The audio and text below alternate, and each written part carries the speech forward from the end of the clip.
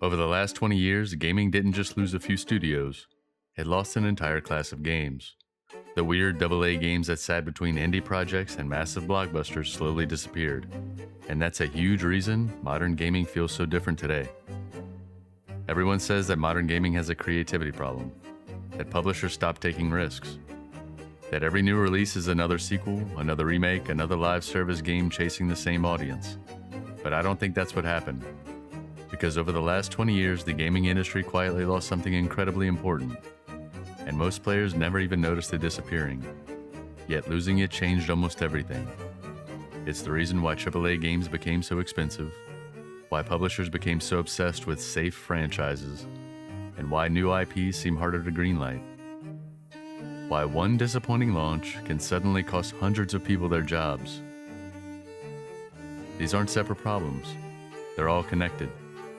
And the surprising part is, the industry didn't lose this because developers became less creative. It lost it because the economics of making games fundamentally changed. But before we talk about budgets, or publishers, or billion-dollar franchises, I want you to think back. Think back to what some people call the golden era of gaming. Now I want you to forget everything that you just remembered, because you were probably thinking about Halo, Grand Theft Auto, Gears of War, Minecraft, something like that. I want you to think about the games that were just different. Psyops, Freedom Fighters, Black, Mercenaries, games that weren't expected to redefine the industry. They didn't need to sell 20 million copies. They weren't built around endless roadmaps, battle passes, or a 5-year content plan. They were just great ideas built by talented teams, with enough resources to be ambitious, but not so much money that failure becomes catastrophic.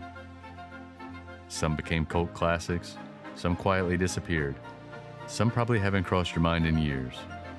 But together, they represented something the gaming industry no longer has. And here's the strange part. Most people think those games disappeared because players stopped buying them, and that's not what happened. In fact, I think the industry accidentally made them almost impossible to create. Because 20 years ago, a publisher could release a game that sold 1 million copies and celebrate. Today, that same result could be considered a commercial failure. Think about how absurd that is. The exact same sales number, the exact same audience, completely different outcome. What changed? That's the question. Because once that answer becomes clear, so do the layoffs, the endless sequels, the explosion of development budgets, and why modern gaming feels so different from the era that so many of us remember. So before we can understand why gaming's middle class disappeared, we first have to answer a much simpler question. What exactly was gaming's middle class in the first place? To understand what happened, you first have to understand something that feels almost unbelievable today. There was a time when publishers didn't expect every game to become a blockbuster. Today, when a new AAA game launches, the conversation usually sounds the same. How many copies did it sell? How much money did it make? How many players are playing on Steam? We've become so used to measuring success at an enormous scale that it's easy to forget the industry didn't always think that way. 20 years ago, success looked very different. A publisher could release a game, sell 1 or 2 million copies, and consider that a great outcome. Not because they lacked ambition, because they understood something that's easy to overlook today. Not every game has to appeal to everyone. That idea shaped an entire generation. Some projects focused almost entirely on combat. Others prioritized storytelling. Some experimented with strange mechanics that would never work today. Many lasted 10 to 15 hours. You finished them, you recommended them to your friends, and then you moved on to the next one. They weren't trying to become your forever game. They were trying to become a memorable one. And that's where this idea of AA games comes from. AA was never an official industry label. There wasn't some secret budget threshold, no executive handbook, no universal definition. It was simply a pattern. These were games made by teams that had enough resources to build polished, ambitious experiences without carrying the impossible expectations of today's biggest franchises. They occupied the middle, too large to be indie, too focused to be blockbuster. And that middle became one of the healthiest parts of the entire industry. Because it gave developers something incredibly valuable. Freedom. Not unlimited freedom, financial freedom. The freedom to take risks without betting the entire company. Imagine you're a publisher with 12 games in development. One underperforms. That's disappointing, but another launches 3 months later, then another. Your future doesn't depend on a single release. Failure hurts, but it doesn't destroy you. That single difference changed everything. Because when failure is survivable, experimentation becomes affordable.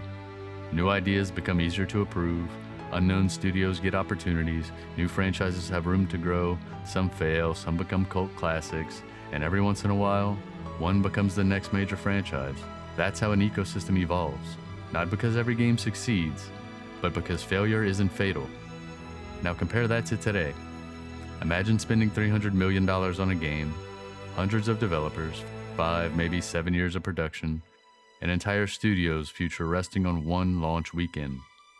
Would you gamble on an experimental new idea? Or would you choose a sequel that's already proven to sell? Suddenly, the industry's obsession with safe decisions doesn't look quite so irrational. It looks inevitable. And that's exactly where our story begins to change. Because publishers didn't wake up one morning and decide to stop taking risks. Something happened that made the risk dramatically more expensive. And it all started with a technological leap that players couldn't wait to experience.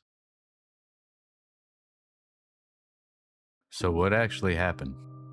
Most people point to one thing, better graphics. And they're not wrong. They're just stopping the story way too early. Because better graphics weren't the real problem. The real problem was what better graphics did to the expectations of the players. Think back to the jump from PlayStation 2 to PlayStation 3. At that time, it felt incredible. Games looked cinematic, worlds became larger, lighting became dramatically more realistic. It felt like gaming had entered a completely new era. And from a player's perspective, that was true. From a developer's perspective, it was the beginning of a completely different business. Every improvement players saw on screen created work that nobody saw behind the scenes. Higher resolution textures meant artists need dramatically more time to create them. More realistic characters meant new animation pipelines, voice acting became more common, motion capture became an expectation instead of a luxury. Entire departments that barely existed a generation earlier suddenly became essential. Then, online gaming exploded. Multiplayer wasn't just a bonus mode anymore. Players expected matchmaking, dedicated servers, regular updates, balance patches. The game didn't end when it launched. In many ways, that's when development really began, and the costs, they kept climbing. Then, marketing changed too. And this is a part of the story that rarely gets discussed. 20 years ago, making a great game was often enough to give it a chance. Today, that's only the beginning. Now you need cinematic reveal trailers, developer diaries, influencer campaigns, years of marketing before players could even buy the game. In some cases, publishers spend almost as much selling the game as they did making it. That's a completely different business model. But here's the part that I think most people miss. None of those changes were bad. Players loved the better graphics, developers wanted the better tools. Online gaming created incredible experiences. Individually, these were all improvements. The problem wasn't any single change. It was what happened when all of them arrived at the same time. Development became longer, teams became larger, budgets exploded, and suddenly, a game that would have been considered ambitious during the PlayStation 2 era looked small. Not because it was worse, because the definition of enough had changed. And that's the trap. Once expectations move upward, they almost never come back down. And neither do the budgets required to meet them, which created a problem that publishers had never faced before. Imagine you're responsible for approving the next game. One proposal costs $15 million, another costs $300 million. If the $15 million game sells 1 million copies, that's a success. If the $300 million game sells the exact same number, it's a catastrophe. Nothing about the audience changed, nothing about the sales changed, only the investment changed. And once the investment changed, every decision changed with it. Because when you're risking hundreds of millions of dollars, you stop asking, what's the most creative idea? And you start asking, what's the safest investment? And that's the moment that gaming's business model quietly changed. Not because executives suddenly became less imaginative, not because developers ran out of ideas, because the economics made caution feel rational. And once caution became the safest strategy, the ripple effects spread everywhere. Sequels became easier to justify, recognizable franchises became more valuable, original ideas faced higher hurdles. The middle, the place where publishers once experimented, began to disappear. But the biggest consequence wasn't fewer creative games, it was something far more dangerous. Publishers slowly stopped spreading their risk and started concentrating it. And that decision would reshape the entire industry.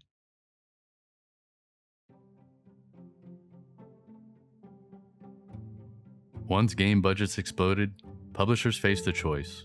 They could keep making lots of medium-sized games, or they could pour money into fewer, bigger bets. Over time, they chose the second option. Imagine that you own an investment portfolio.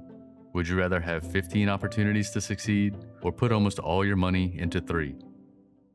Most people would instinctively choose the first option, because diversification reduces risk. Ironically, the gaming industry slowly moved in the opposite direction. During the PlayStation 2 era, many publishers released game after game throughout the year.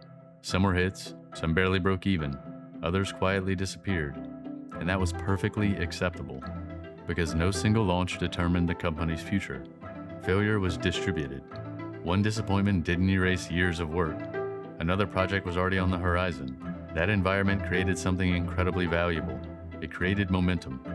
Developers weren't just building games, they were building experience. Every project taught teams new techniques, every moderate success funded another opportunity, and every mistake became a lesson instead of a catastrophe. It's easy to look back and remember the classics, but that's only part of the story. For every beloved title, there were dozens you've probably forgotten, and that's exactly the point. The industry didn't become creative because every game succeeded.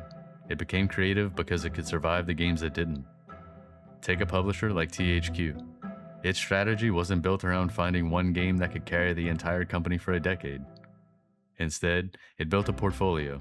Destroy All Humans, Darksiders, Red Faction, the early Saints Row games. Not every release was a phenomenon. They didn't have to be. Collectively, they created a healthy ecosystem where ideas could compete, studios could grow, and new franchises had room to earn an audience over time. THQ wasn't unique. Midway, Acclaim, Sierra, all these companies operated in the same way. The industry was full of publishers occupying this middle ground. And looking back, it's tempting to remember only the games that became classics. But the real success story wasn't any individual title.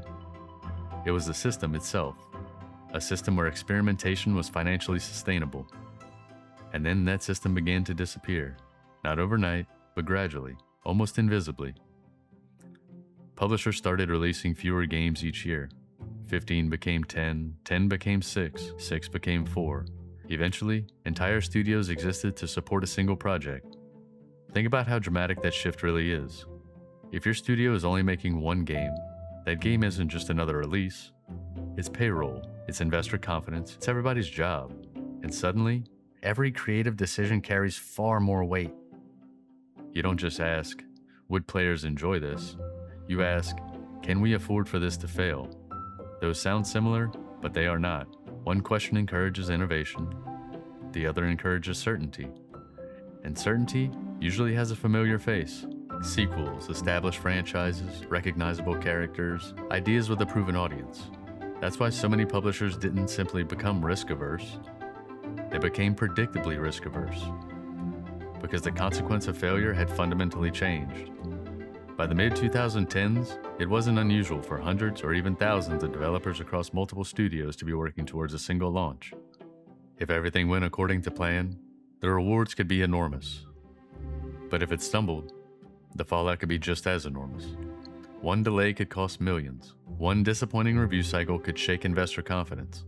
One sales miss could trigger restructuring across an entire organization. That's an incredibly fragile system. It was designed to reduce risk, yet in many ways, it created more risk than ever before. Because the fewer games you make, the more each one has to succeed. And once every project becomes the one that has to work, creative freedom slowly starts disappearing. Not because anyone banned it, because the math stopped supporting it. And that single shift explains something that has puzzled gamers for years. I don't even understand what the puzzle is.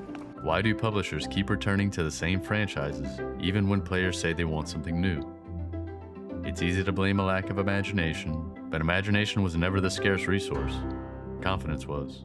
The confidence to spend hundreds of millions of dollars on an idea that had never been tested before. And that's much harder to justify in a business where one launch can determine the future of an entire company. But this shift didn't just change the games that got made. It changed the people making them. Because as the middle of the industry disappeared, something else quietly disappeared with it. The place where the next generation of developers learned how to become industry leaders. When people talk about the disappearance of AA games, they usually focus on the games themselves, the franchises we lost, or the genres that faded away. But I think the biggest loss wasn't a game, it was a career path. Because AA games didn't just produce great experiences, they produced great developers. Think about almost any profession. Experience, it's built in stages. Responsibility grows over time, and game development used to work much the same way. A designer might begin on a smaller project, learn how a production pipeline worked, and be able to make mistakes while the stakes were still manageable. Then, they could take a lead on a feature development, then a team, and eventually an entire project. Every game became another step forward. AA studios were the industry's classroom, a place where ideas could be tested, and where developers could grow into leadership roles without carrying the weight of a $300 million production. When that middle began disappearing, that ladder also started disappearing. Today, many developers face a very different choice. Join a massive AAA production where hundreds or sometimes thousands of people are building a single game, or join a tiny independent studio where creative freedom is often greater, but budgets, staffing, and financial stability can be far more uncertain. Neither path is inherently better. Both have produced incredible games, but something valuable once existed between those two extremes. A place where developers could experiment without gambling the future of an entire company. That gap has consequences. Because creativity isn't just about having good ideas. It's about having opportunities to test those ideas, to fail, to improve, to try again. And that is becoming increasingly rare. There's another consequence that doesn't get enough attention. Think about some of the gaming's biggest franchises. Very few of them started as gigantic productions. Many began as relatively modest projects. They earned larger budgets because players embraced them. They proved themselves over time. Today, publishers are often asking brand new IPs to perform like franchises that have spent 20 years building an audience. That's an almost impossible standard. Imagine asking the very first Assassin's Creed, Mass Effect, or BioShock to justify a budget measured in the hundreds of millions of dollars before anyone even knew if players wanted them. Would they have been approved? No, absolutely not. That's one of the quiet tragedies of the modern industry. Some of tomorrow's biggest franchises may never exist. Not because they aren't good enough, but because they never received the chance to become great. And that's where I think the conversation around creativity often misses the mark. People ask, why don't publishers make more original games?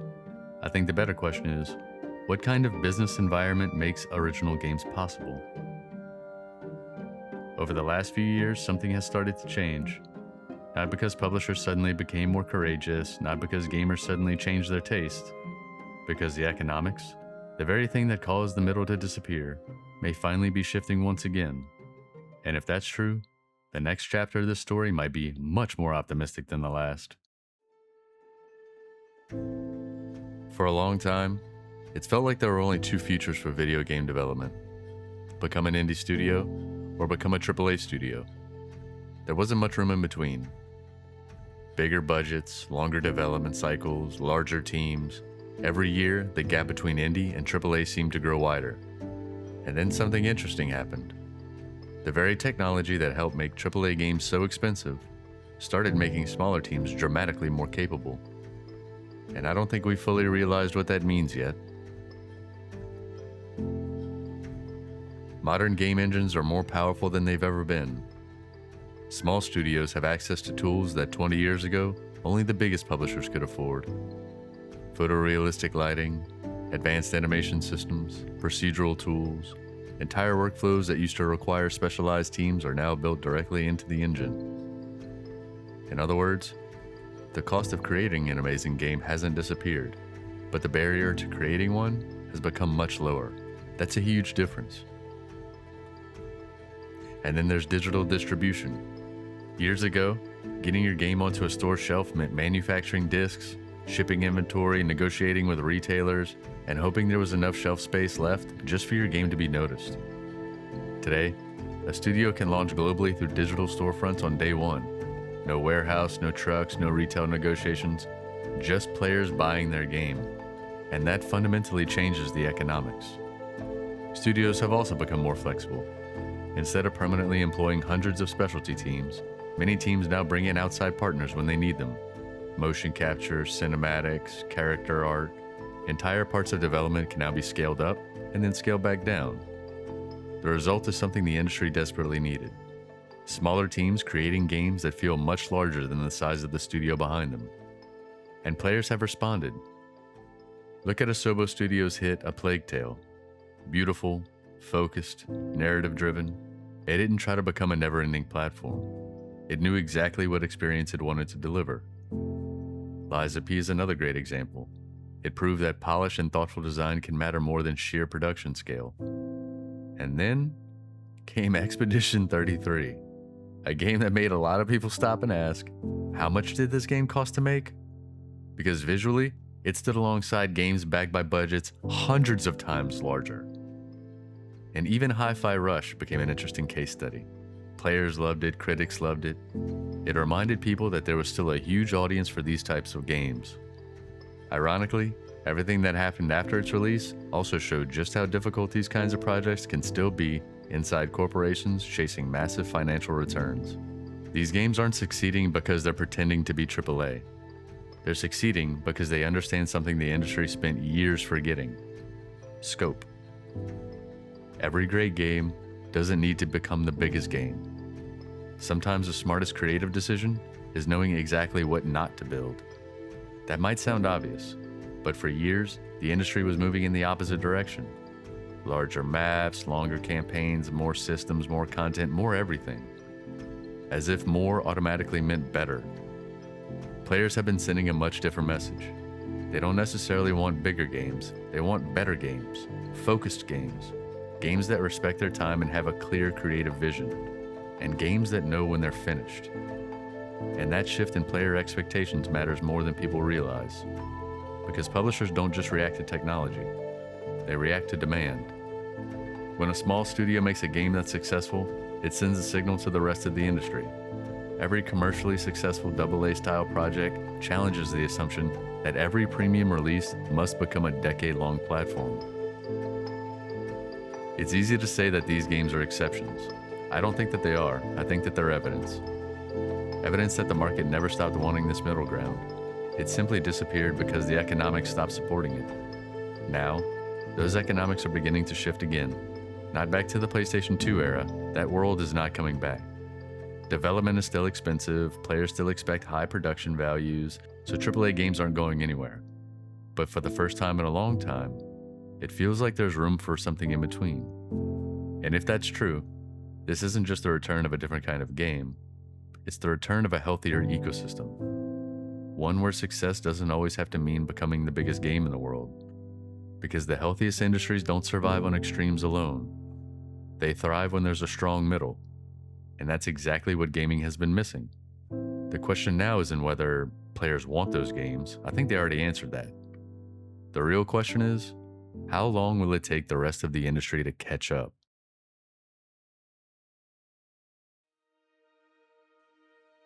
I think there's a reason this conversation resonates with so many people. Whether you've been gaming for 30 years or you just started playing recently, most players can feel that something has changed. Modern games are incredible. Worlds are larger than ever, characters are more realistic. By almost every measurable standard, games have never been more advanced. And yet so many players still find themselves saying the same thing. Something feels different.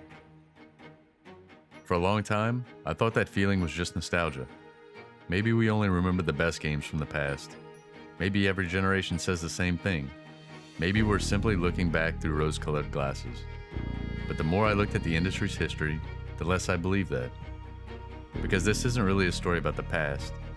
It's a story about incentives. When people ask, why are there so many remakes?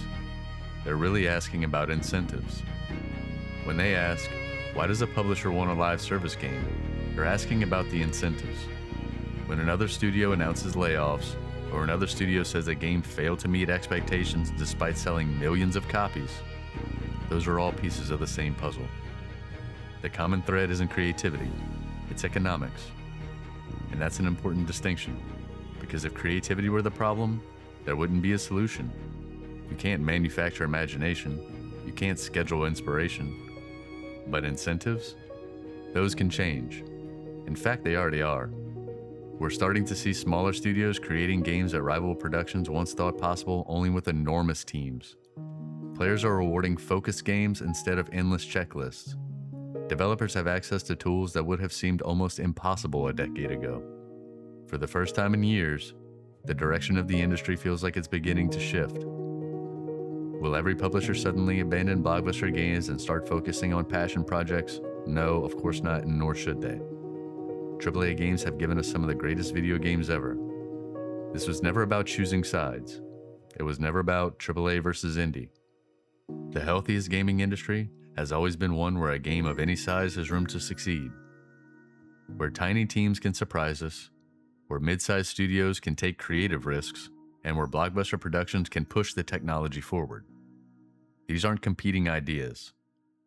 They're pieces of the same ecosystem. Because healthy ecosystems don't survive on extremes, they survive on balance. And maybe that's the lesson gaming has been relearning. Not that bigger games are bad, not that smaller games are better, but that every part of the industry has a role to play. The biggest franchises inspire millions of players. The smallest studios challenge conventions. And somewhere in the middle, new ideas grow into the classics that we'll be talking about 20 years from now. Maybe the next Mass Effect, BioShock, maybe even the next Dark Souls is sitting in a pitch meeting today. Not as a billion-dollar production, not as a guaranteed success, just a great idea. The question isn't whether developers are capable of creating it. They are. The question is whether the industry has rebuilt enough of its middle to give that idea a chance. Because that's where almost every legendary franchise begins. Not as a phenomenon, as a risk. And maybe that's the biggest lesson this industry has forgotten. The future of gaming probably won't be shaped by whoever spends the most money. It'll be shaped by whoever creates an environment where great ideas can survive long enough to become great games. And if gaming can do that, the next generation of classics may not look like the last one, but they'll exist for the same reason. Someone was willing to believe in an idea before anyone else did. And honestly, I think that's a future worth being excited about. If you've watched this far, thank you so very much. I hope you have a wonderful day, and I'll see you in the next one. Got time, got it. Chain me All up. right, all right. Oh, man, All get right, my fire on. All right, bro. Man, get my fire on, man. Ah! Ah! Ah! Get my fire! Get my fire! Ah! Get my motherfucking fire on, man. Man, stop playing me, man. Get my fire out. Ah!